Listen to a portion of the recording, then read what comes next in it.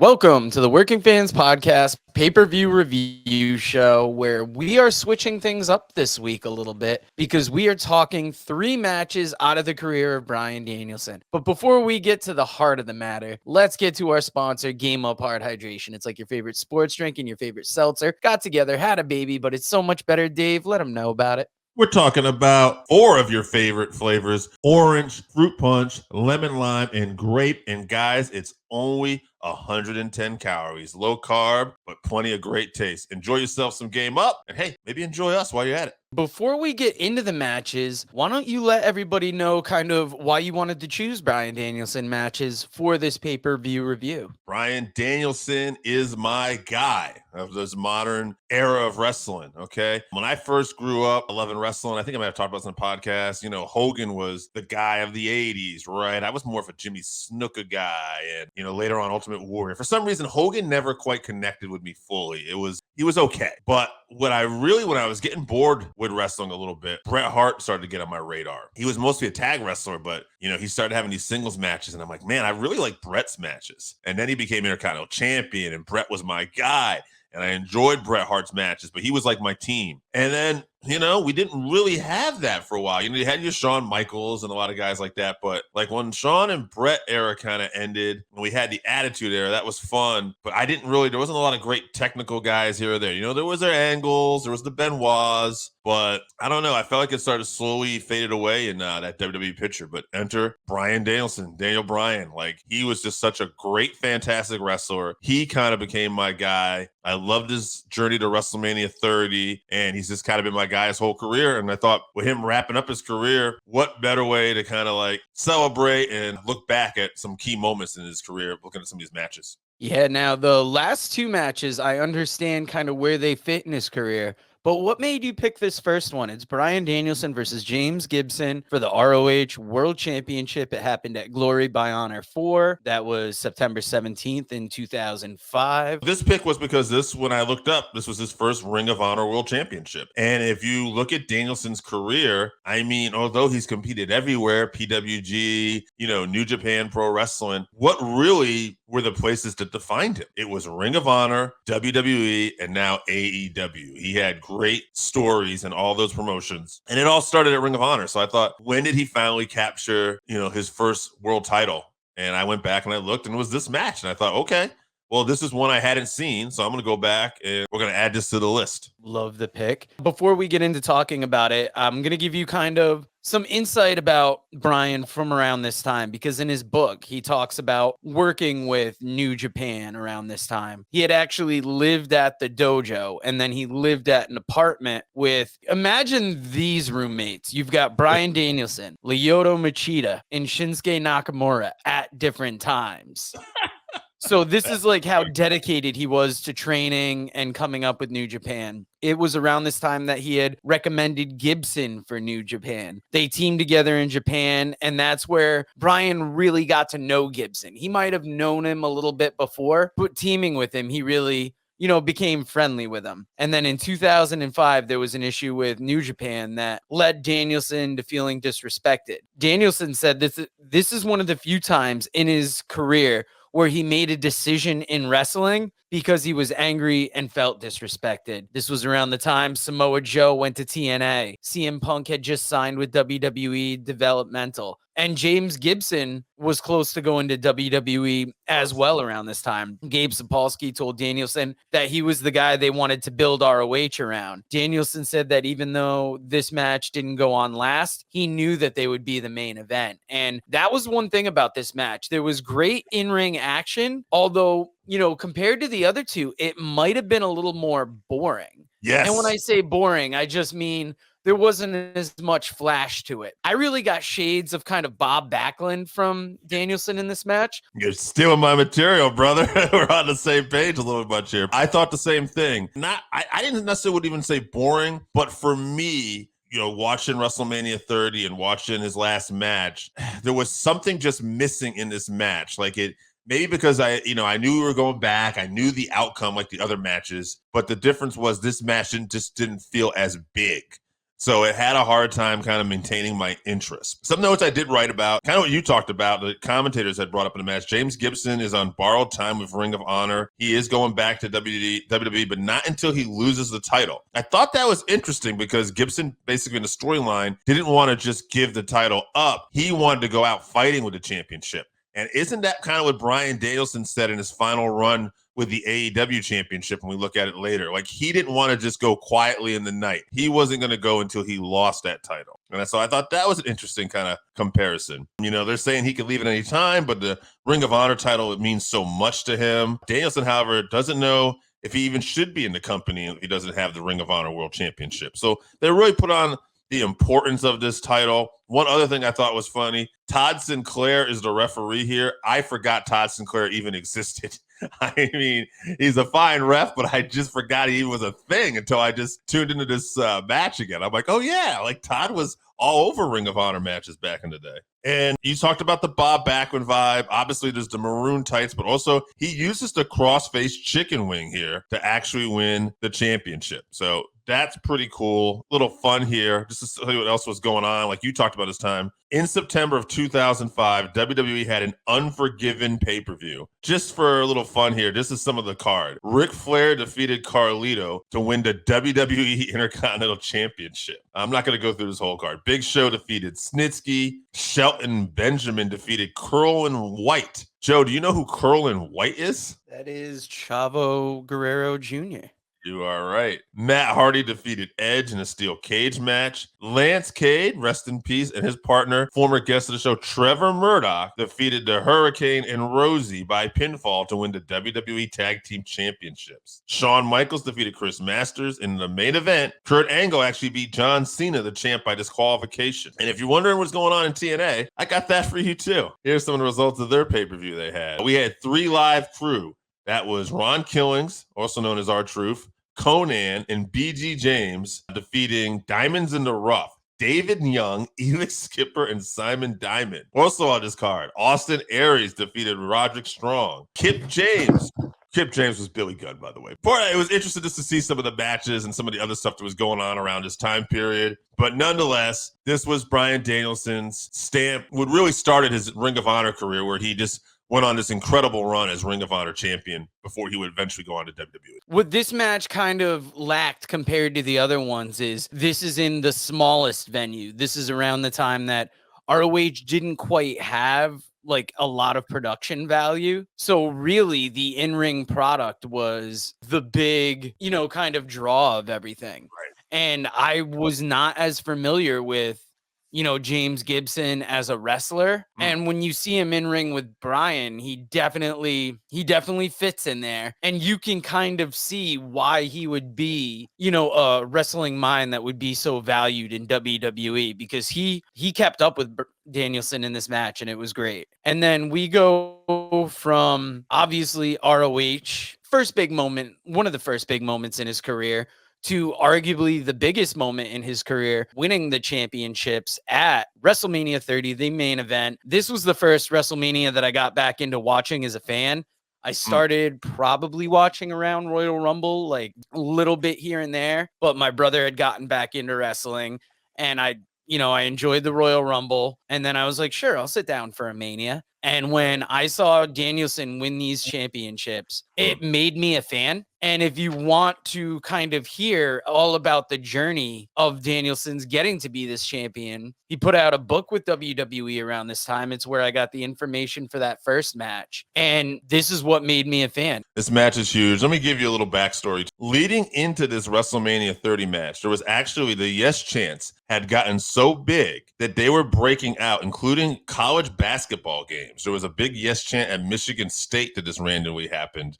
I want to say around January. I forgot to include that in the notes. But if you want to look at the big thing with the Yes Chant, it really, really took off at WrestleMania 28. He had won the WWE version of the big gold belt earlier, cashing in a Money in the Bank contract against Big Show at TLC 2011, who had just won the title from Mark Henry, but then was laid out with a DDT on a chair. Bryan started acting over the top with this Yes Chant all the time. He acted like he just won a gold medal in the Olympics. But, people took to it, and Danielson would be booked in matches, just getting by the skin of his teeth.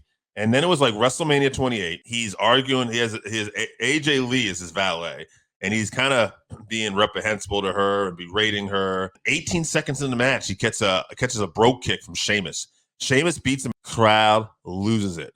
They did not want this. So the very next night on Mania, they're chanting yes constantly. Yes, throughout the whole Raw after Mania. As things would go on in his career, he would end up teaming up with Kane. They would do the whole Hell No gimmick, which, there would be these anger management skits between the two of them. They were a real odd couple that took off. Again, the yes chant was huge throughout this thing. And it just keeps continuing. It never dies, and they have the feud with the Authority, with Triple H and Stephanie throughout the next couple years. And it kind of looks like basically they're going to get rid of Danielson. They had put him in a feud with the Wyatts at one point, and then he became part of the Wyatts. But man, it just kept taking off. They were still chanting yes.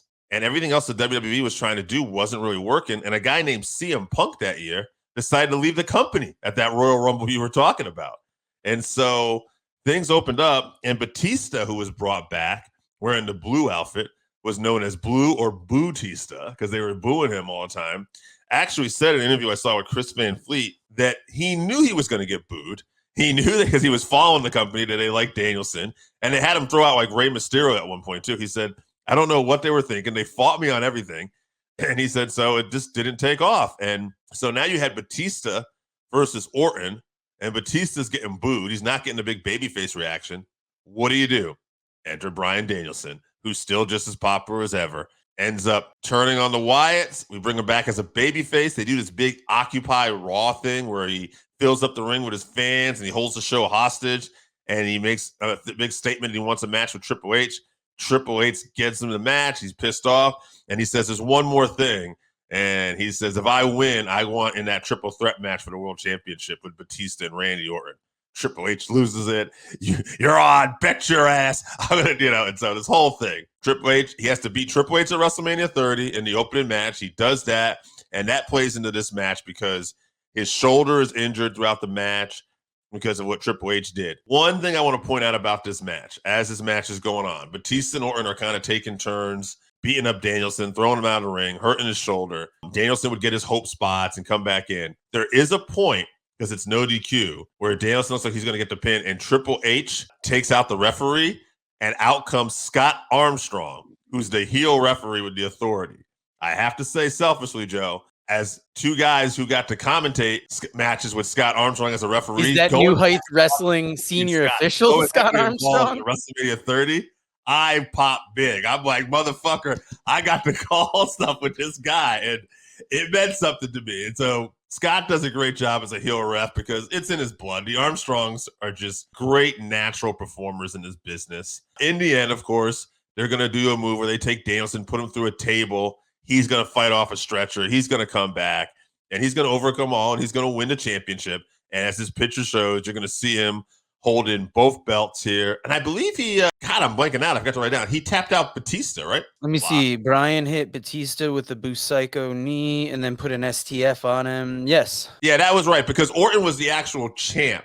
And I think that was supposed to lead into matches with Orton eventually. But shortly after this, Bryan has a feud with Kane, and he gets a bad concussion, and he's gone for like about a year. Comes back, wins the Intercontinental, and then gets another concussion, and that's when he's out for several years. Yeah, this was, a great moment in WWE, and his WWE career is wild because his whole time in WWE, he's really booked as an underdog, but almost anywhere else in the world, he's like one of the best wrestlers in the world. So he really, I guess best case scenario, you could say he just learned like another facet of his career. We've seen him sell medical injuries since this time, but this was just such a big moment and such a big memory in modern wrestling. That same night you had the Undertaker streak ending. So this was kind of like the pick me up the crowd needed after like that huge shot. Yeah, and then we are moving on we're going from WrestleMania 30 to AEW All In Wembley Stadium. He won his first ROH championship. He finally won the WWE championship. And here he is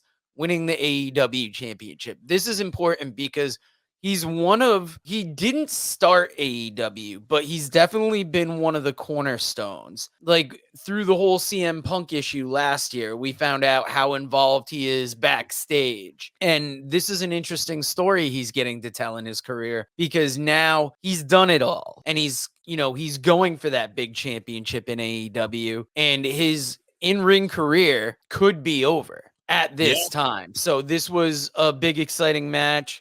Like I said, Wembley Stadium, London, England, career versus title. As you're telling those stats, I think only 3 men I can think of have been AEW, WWE, and Ring of Honor World Champion. It's Bryan Danielson, Chris Jericho, and CM Punk. I can't think of any other ones anyway. What did I think about this match? Well, it's interesting. So the booking of Bryan Danielson when he first came to AEW was solid. He came in as a big star. He had a draw with Kenny Omega right off the bat, who was world champion. But somewhere along the way, I thought things got lost a little bit because, and that might have been partly Bryan Danielson, who just loves to put people over.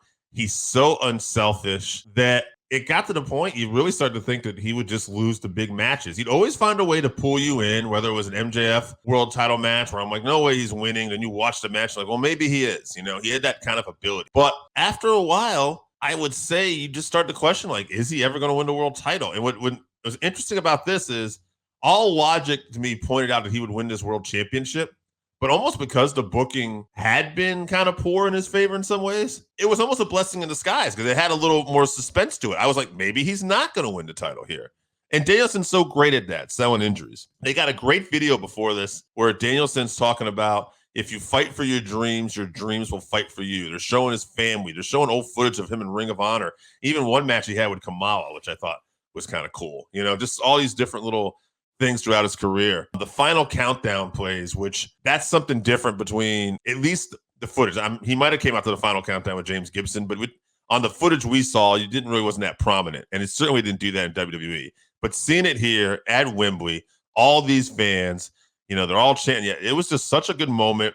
There's blood in this match. And there's really just a lot of drama with his kids being out there, at ringside too. And he's yelling at his daughter at one point, I love you, and it's just tremendous. Swerve is great. There is interference with Hangman Page at one point to have that kind of storyline keep going. But in the end, this was all about Bryan Danielson getting that victory over Swerve. And I think in terms of match quality, even though WrestleMania 30 was a bigger moment, there was just something electric about this match. Like, I thought this match was my favorite out of the 3. I kind of like how the arc happened with this because, you went from happening kind of like in a gym in ROH to you got to a stadium with WrestleMania 30. You got to an even bigger stadium with this. If you look at the ROH match, James Gibson had about 4 years in the business before Bryan was there. In his WrestleMania 30 match, him, Randy Orton, and Dave Batista all started in the same year, which seems wild because Batista and Orton felt like such bigger stars than Danielson. Mm-hmm. You get to this match, Danielson has the experience by 10 years on Strickland. So we kind of got this nice overarching, you really get to see the career of him through here. And this kind of solidified why he's one of my favorites. He gave you that great in-ring action. He gave you like this big storytelling. And it was really kind of emotional being able to see him do this in front of his kids. And I think when he won the title, we were hoping it'd be a very long run. We didn't know how long it would be till he lost the title. And then he couldn't have found a better person to, end his full-time career, at least for the moment. So this was really a nice, journey down these Bryan Danielson matches. Yeah, absolutely. In the end, the guy's had a hell of a career. There's a lot of other great matches. I think we're going to talk about them on the Bryan Danielson episode we're doing this week. So check out that. These two should go great together, and we'll have our top 5 matches as well as a comparison between Bryan Danielson and the other guy that I mentioned was one of my heroes in wrestling, Bret Hart. And I'll tell you what there's no comparison to is Game Up Hard Hydration. If you haven't tried Game Up, then you are missing out. Imagine your favorite seltzer and your favorite sports drink had a baby. But it's way better than that. Each can is 110 calories, low carb, 4.9 ABV. It's a nice light drink that is not light on flavor. Game Up comes in fruit punch, orange, lemon, lime, and grape. Pick it up at drinkgameup.com or at your nearest liquor store.